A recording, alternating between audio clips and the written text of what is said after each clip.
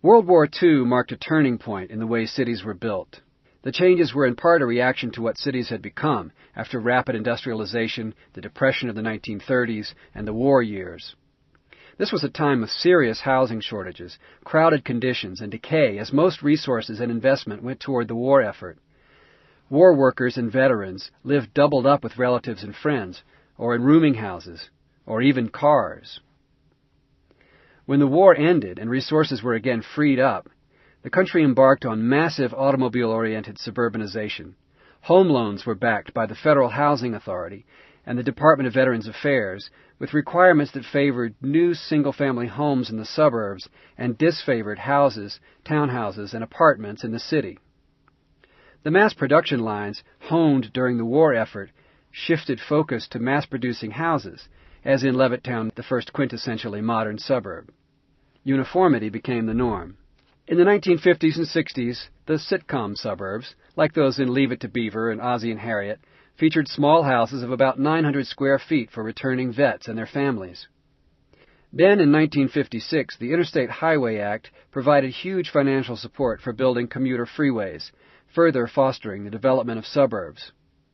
The traditional city became so out of favor as a place to live that the federal government began promoting an approach to zoning that made building in the traditional city pattern essentially illegal.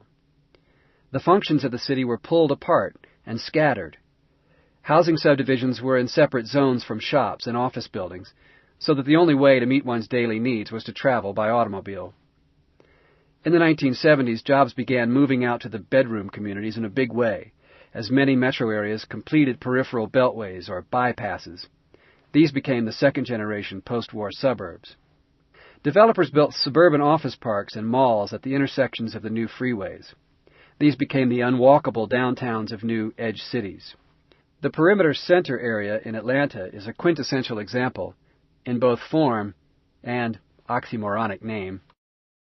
Today, only 1/5 of the jobs in metropolitan areas are located within 3 miles of traditional downtowns, while 35% of metro jobs are located more than 10 miles away from city centers. The automobile isn't the only invention that altered U.S. growth patterns. 2 others have also profoundly changed the country: air conditioning and central heating. Their use allows us to essentially ignore the weather and live and work in relative comfort wherever we desire. In the summer, the southeastern states are tremendously hot and sticky, but air conditioning opened the South to those who enjoy mild southern winters, but still want to live in comfort during the summer. Air conditioning has been around far longer than the post-World War II housing boom. Some ancient Roman homes had circulating water systems in their walls to cool adjacent rooms. Modern air conditioning was born in the 1840s, when a doctor in Florida, Dr. John Gorey, used compressed ammonia and its chilling effect to create ice. He then used the ice to cool his patients' rooms. By 1902, the first large AC units were developed by Willis Haviland Carrier to cool workplaces. But it wasn't until 1947 that mass manufacturing of air conditioning units brought the price within reach of most middle-class Americans. That was a clear boon for the South. Since 1940, 8 of the 10 fastest-growing cities in the U.S. are located in the southern parts of the country. Many demographers believe that this growth was substantially enabled by air conditioning. But what's good for our daily comfort is not necessarily good for the environment. Air conditioning units use a lot of energy. Despite government-mandated increases in the efficiency of air conditioning units, their expanded use has increased household electricity consumption. One study found a 271% increase in the number of houses with central air from 1978 to 1997, and a corresponding 35% increase in average household electricity consumption. 55% of households, 48 million in all, had air conditioning. With concern growing over the release of greenhouse gases from power plants, we'll need to find ways to reduce our use of air conditioning through smarter architectural design.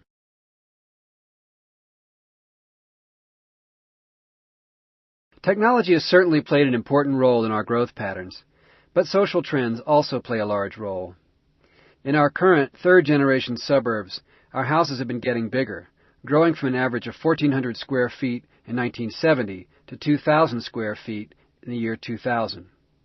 Bigger homes require more energy to heat and cool their large interiors, increasing their contribution to greenhouse gases. Houses aren't the only structures that have grown in size and energy requirements. Modern big box stores can cover 200,000 square feet and fill 20 acres when parking is included. Today's large supercenters are 80,000 square feet larger than stores of just 10 years ago. We also like our big backyards, which means building new homes on undeveloped land farther and farther out from city centers. People living in newer, more spread-out areas drive up to 40 more miles a day than their counterparts in more traditional settings. And as congestion grows, the time this driving takes is growing even more rapidly. The typical American mom sometimes spends more time driving in traffic-clogged streets than she does in childcare or conversation. More recently, many communities have begun to recognize that these patterns are unsustainable. As congestion grows, more people are trading yard and home size for a chance to live closer to city centers, nearer to jobs and activities. At the same time, demographics are changing. Increasingly, there are more empty nesters than parents with young children, the classic suburban homebuyers. Cultural norms are shifting too, so that cities are becoming more popular. And overshadowing all this are concerns over energy security, gas prices, and global warming, which makes a driving-intensive society more vulnerable. As we continue to evolve our built environment, it only makes sense to adapt our behaviors and design decisions to reduce our impact on the environment and improve our quality of life. The rest of this course shows how our built environment impacts the local watershed and the air we breathe, how this in turn presents health and safety issues, and suggests ways that we can reduce our impact.